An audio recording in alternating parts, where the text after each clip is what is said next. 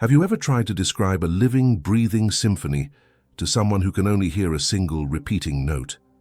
You speak of the complex harmony, the rising tension, the soul-shattering crescendo, and they ask you, with genuine confusion, to simply hum the one note they understand.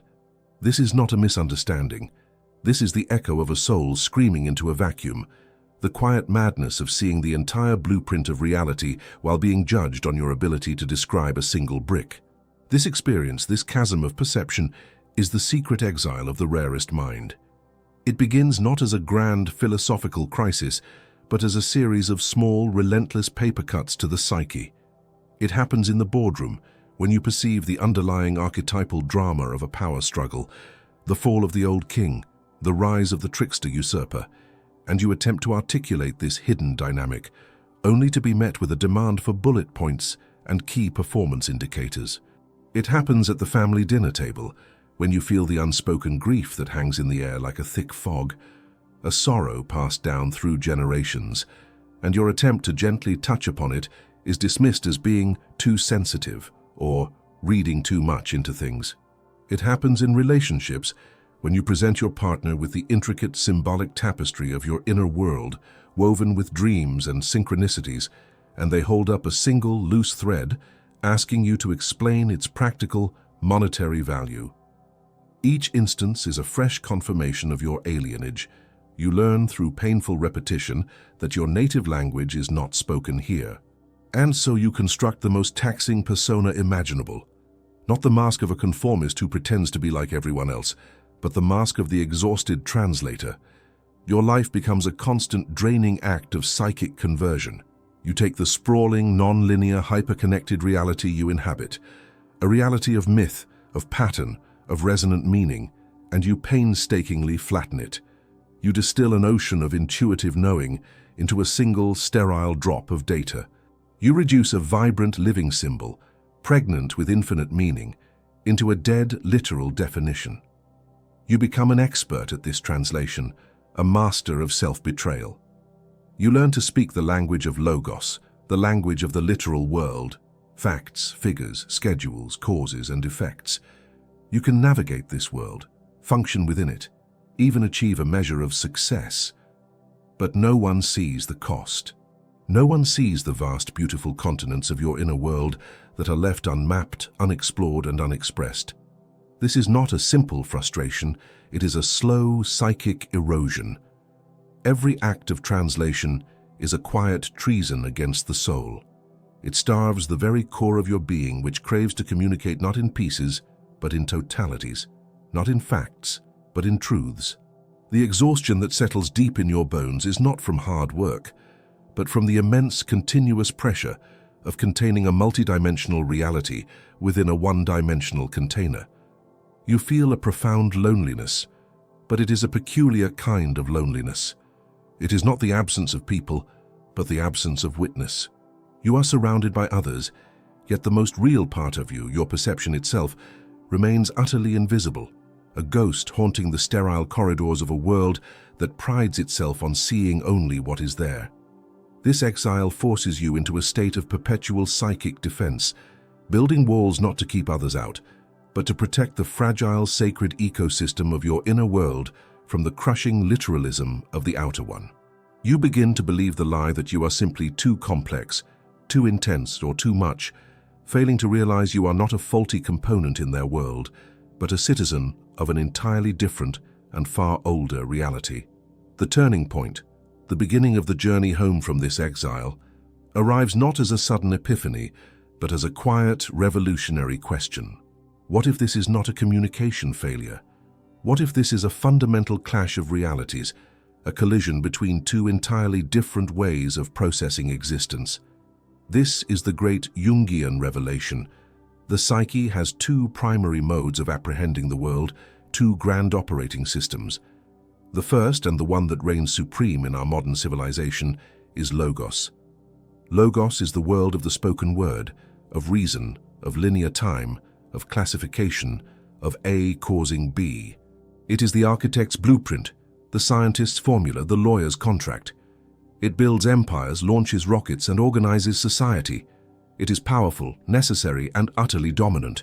It creates order from chaos. But Logos, for all its power, is deaf to the whisper of meaning and blind to the music of the cosmos. It can dissect a butterfly, but it cannot comprehend its beauty. It can count the stars, but it cannot feel their ancient majesty. Then there is Mythos. Mythos is the older, deeper operating system. It is the world of the symbol, the archetype, the dream. It is non-linear, holistic, and concerned not with how things work, but with what they mean.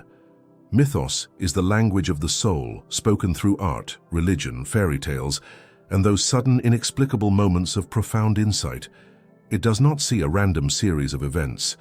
It sees a story unfolding. It does not see a person. It sees the hero, the sage, or the shadow playing out an eternal drama. While Logos sees the user interface of reality, the icons, the menus, the visible functions, Mythos perceives the source code running beneath it all. It reads the deep grammar of existence. The real reason people don't get you is that you are a native speaker of Mythos, living in a world aggressively colonized by Logos. Your mind is not broken. It is attuned to a deeper frequency. Your incomprehension is the inevitable friction that occurs when two different operating systems try to interface. You are not reading too much into things. You are reading the thing that matters most, the symbolic subtext that is the actual driver of all human behavior. You have been trying to describe the poetry of the source code to users who are only concerned with the color of the buttons on the screen. The immense relief of this realization is the key that unlocks your prison. The fault is not in you. The challenge is not to fix yourself, but to understand the nature of your perception and its sacred, vital purpose. The question is no longer, why can't they understand me? It transforms into a far more powerful inquiry. Now that I know I see this hidden layer of reality, what am I meant to do with this vision? For the language that isolates you is, in fact, the mother tongue of the soul itself. Comment I speak in symbols if you are ready to stop translating and start expressing your native truth, and subscribe to learn how to navigate the world as a master of two realms. To understand this mind, you must abandon all conventional maps. You cannot chart its territory with the familiar grid lines of logic or the simple signposts of sequential thought. Its landscape is not a geography of connected points, but a celestial sphere of constellations. This is the first secret.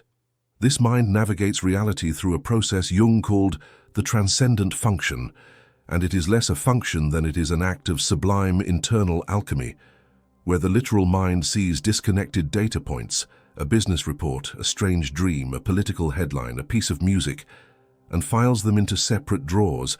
This mind perceives them as distant stars. It does not try to draw a straight line between them. Instead, it allows them to hang in the vast, dark space of the psyche, patiently waiting.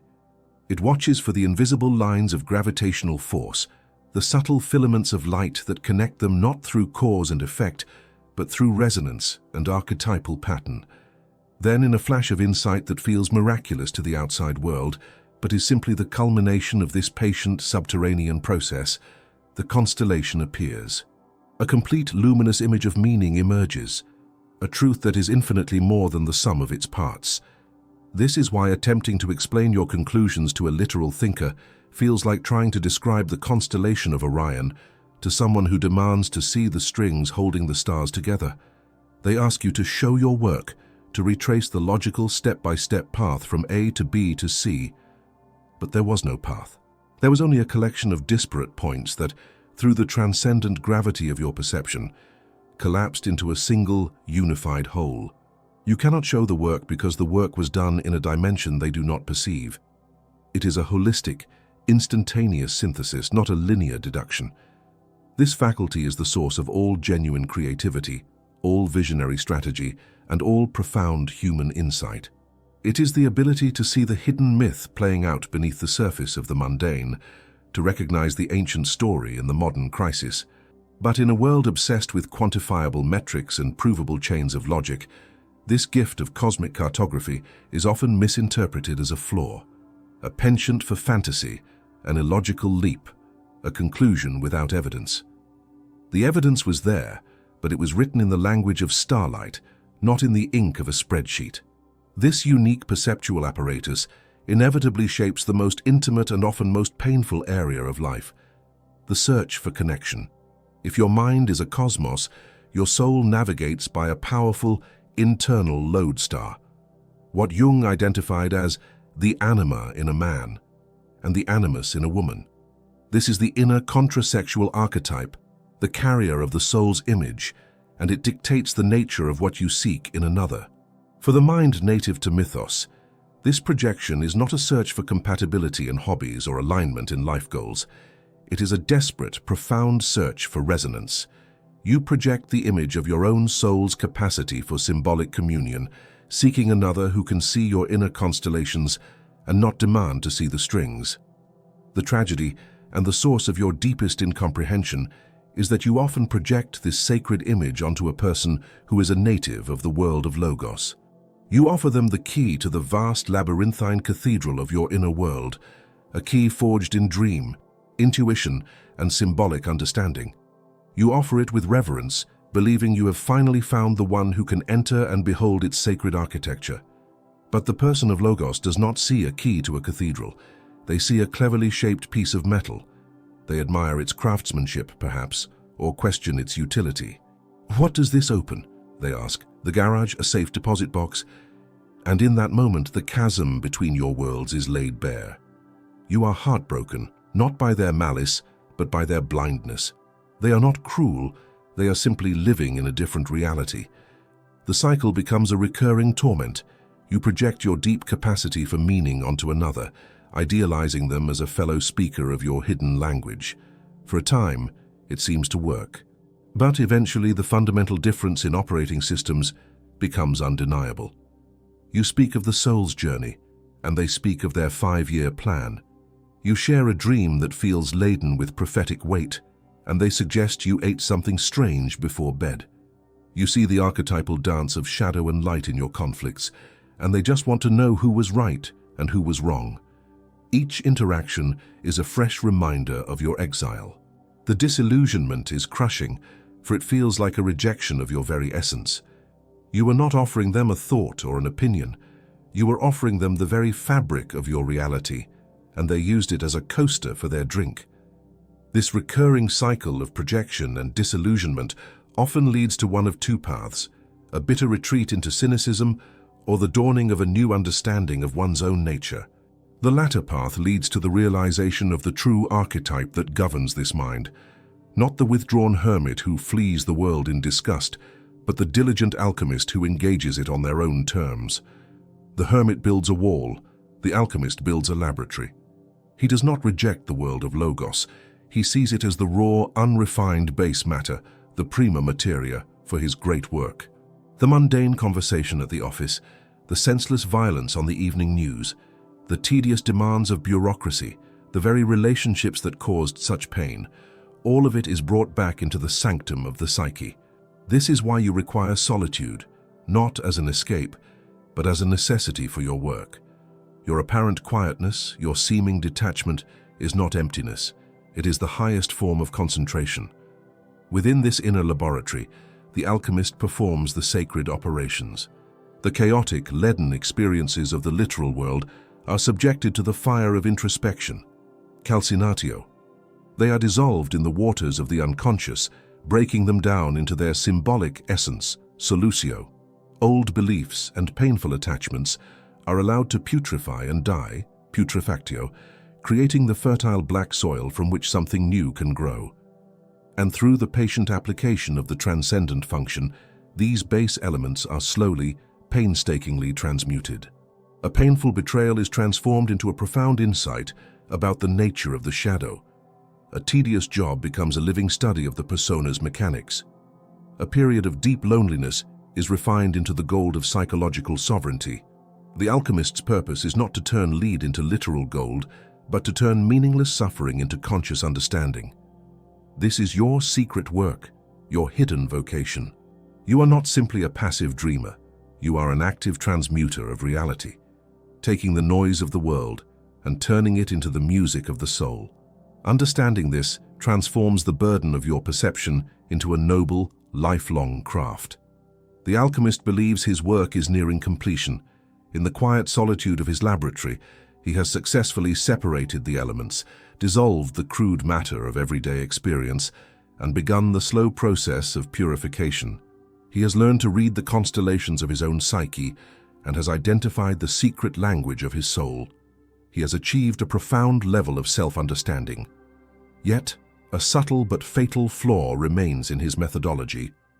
For the final, crucial stage of the great work, the creation of the Philosopher's Stone, the validation of his reality, he still believes he needs one external ingredient, a perfect, flawless mirror.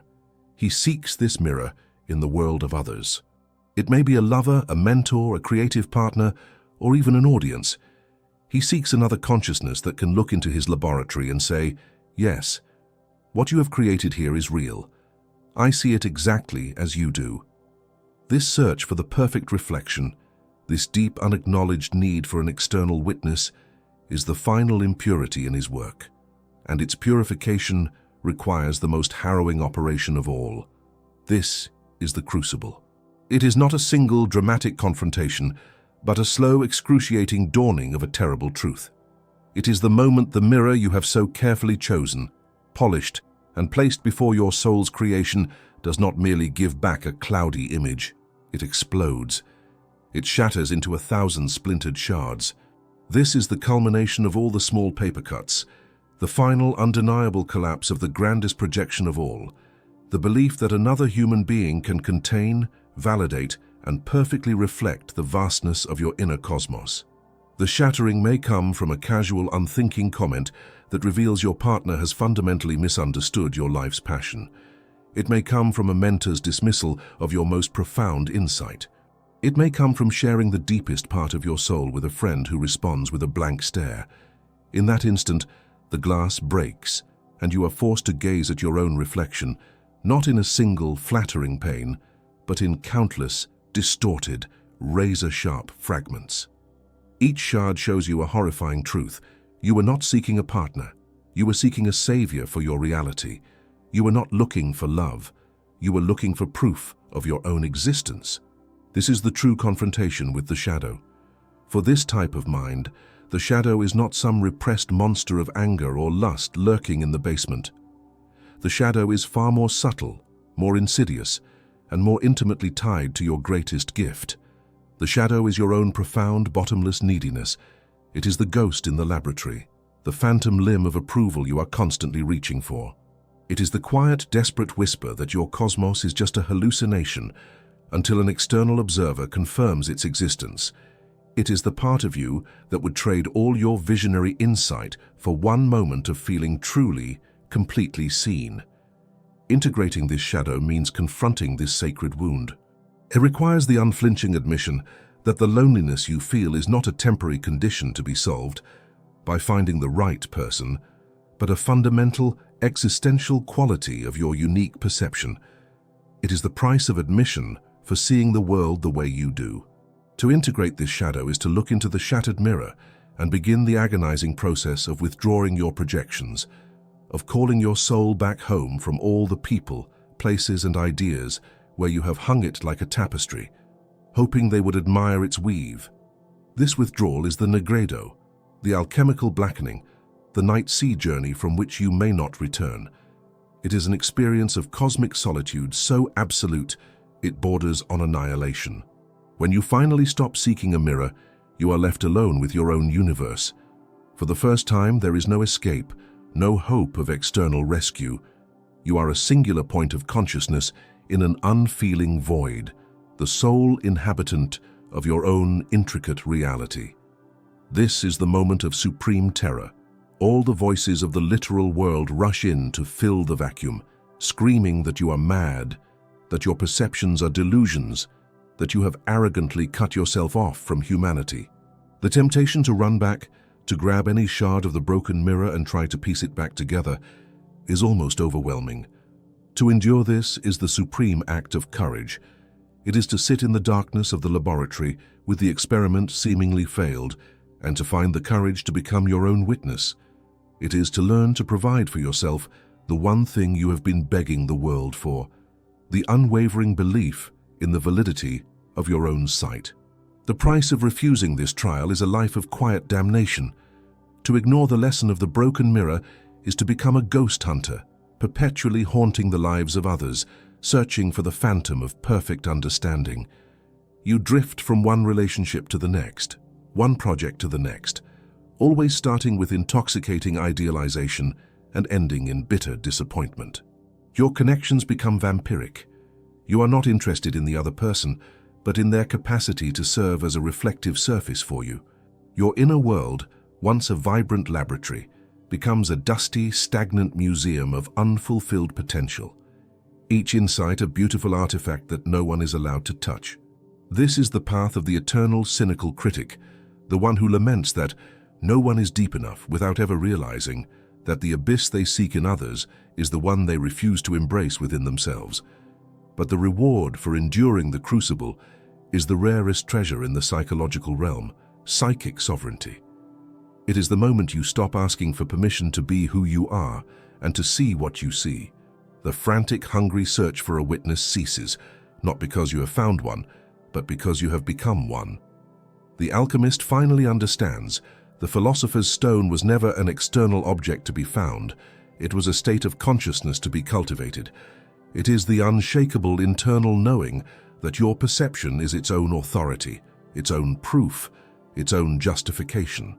The world outside may still call you a fool or a dreamer, but the accusations no longer penetrate the walls of the laboratory because the master alchemist is finally in residence. The desperate need for validation, that gaping wound that has bled you of your power your entire life, finally heals over, leaving a scar that is a testament to your strength.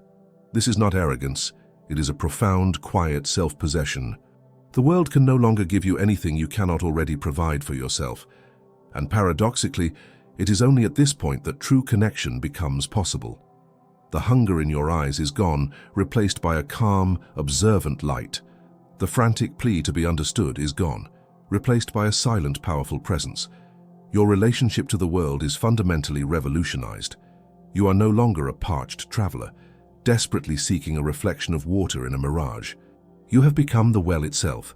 You have survived the shattering of the mirrors and have drunk deeply from your own well.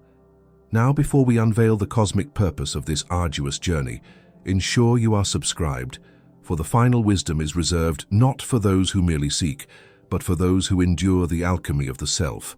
This final stage is not about arrival, it is about a radical re-engagement with the world, not as an exile, but as an emissary. The alchemist, having achieved psychic sovereignty, does not barricade himself in his laboratory forever. His work is not complete until the gold he has created is brought back into the commonwealth of humanity. But he does not return as he left. He emerges not as a translator, nor as a seeker of reflections, but as something new, something the literal world desperately needs but does not know how to ask for. He becomes the living bridge. This is the state of the individuated consciousness for this rare mind. It is a condition of dual citizenship. You learn to stand with one foot planted firmly in the world of logos, the world of schedules, practicalities and concrete reality, and the other foot planted just as firmly in the world of mythos, the realm of symbols, archetypes, and underlying meaning. You no longer see these two worlds as being in conflict. You perceive them as the warp and weft of a single, magnificent fabric. You are no longer torn between them, because you have become the point of their sacred intersection. Your presence, your very consciousness, is now the bridge upon which meaning can travel from the unseen world of the psyche into the manifest world of human affairs. You can discuss quarterly earnings reports, but your contribution is subtly infused with a deeper understanding of the corporate body's morale, its hopes and its fears. You can participate in a political debate, but your perspective is informed not just by policy points, but by the archetypal currents of order and chaos that are truly driving the conversation. You can comfort a grieving friend, offering not just platitudes, but a gentle connection to the timeless mythological patterns of loss and renewal. You do not do this by explaining. The exhausted translator is dead and gone. You no longer attempt to drag people from their literal reality into your symbolic one. Instead, you have mastered a new, far more potent form of communication: embodiment. You simply are the bridge. Your actions become symbolic, your choices resonate with meaning, and your words carry a weight and depth that others can feel even if they cannot intellectually dissect it. You have ceased to be a narrator of the hidden story and have become a character who lives it out with such integrity that the plot becomes visible to those around you. This is the synthesis, the new reality, a life where your inner world and your outer actions are in perfect harmonious alignment.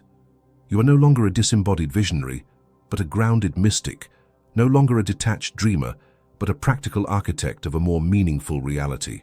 This state of being produces a profound and mysterious influence on your environment, a phenomenon that transcends the simple mirror effect of attraction and repulsion. We shall call it the recontextualizing effect. Your presence does not simply force people to confront themselves. It subtly and powerfully alters the very context in which they see themselves and their world. It is as if you carry a field of significance around you. A conversation that was mundane and transactional is, by your participation, suddenly imbued with a sense of greater purpose. A business meeting that was solely about profit can become, in your presence, a discussion about legacy and ethical responsibility, without you ever explicitly mentioning those words. You become a catalyst for depth. By holding the tension between logos and mythos within your own being, you create a psychic space where others are momentarily freed from the tyranny of the literal. For a brief moment, they stand on your bridge and are granted a glimpse of the vast, meaningful landscape of the symbolic realm.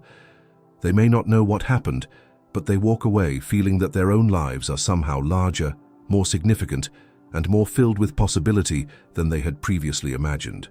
You become a point of orientation for the lost. People will be drawn to you, not with the superficiality of social charm, but with a deeper, instinctual recognition.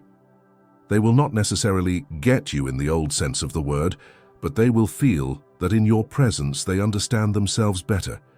You do not offer them answers. Your presence helps them formulate the deeper questions that can lead them to their own truths.